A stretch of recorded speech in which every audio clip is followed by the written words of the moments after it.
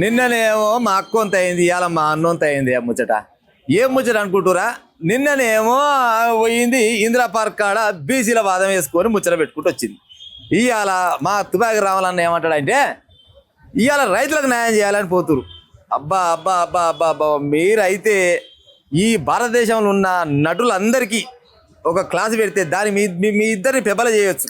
ఆడళ్ళకు ఒకలు మొగళ్ళకు ఒకలు అన్నట్టు. 10 ఏళ్ల దాకా రైతులు వరి కోసపడుతుంటే ఏనాడు కూడా అలా తెరువు పోయిన వాళ్ళు కాదు. ఎంతోమంది గురిపెట్టుకొని వచ్చినా కానీ దాందేమలే అన్న ఈ కేటీఆర్ అలా రైతుల కోసం మద్దతుగా పోతుంది. మీరు ఖాయమన్న పిలగాని అయితే 10 ఏళ్ళల్లా ఏం చేసినాం అనేది వాళ్ళకి చెప్పాలి. ఏమైనా రైతు బంధు ఇచ్చినా లేకపోతే వాళ్ళు చచ్చినాక అదేదో ఇచ్చిగా పైసలు గిన్నెని గా ఇచ్చినా మన ఎంగానే సరిపోయిందా? మిగతా 7 వాడ పెట్టి ఎల్లమ్మకొక పొద్దున్నట్టు ఇవాళ ఏమైనా కాంగ్రెస్ పార్టీ మీద వ్యతిరేకంగా నీకు అధికారం రావడం కోసం మళ్ళీ ఇవాళ కొత్త డ్రామా ముందరేసుకున్నావు. నీ చెల్లినేమో నిన్నొక డ్రామా ముందరేసుకుంది. ఆమెనేమో బీసీ వాదం అంటది. ఆ బీసీలకు ఏం న్యాయం చేసిరు ఏం కథ అని అడిగితే సపోర్ట్ చేయదు. కాకపోతే ఏంటంటే మా బీసీలకు రిజర్వేషన్ కావాలి.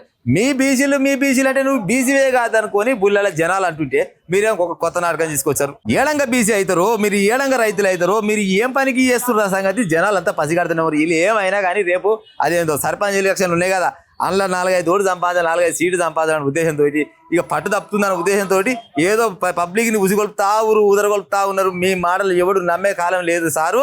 మీరు ఏమైనా కానీ ఫామ్ హౌస్గా పరిమితం కావాల్సిందే. ఎందుకంటే మీరు చేసిన పాపాలు ఇంత అంతా కావు. ఊర్లలో జనాలు అయితే నిన్న మన ఏం చేసి నిజంగా కూడా నేను కూడా అడుగుతున్నా, జనాలు అడుగుతారు.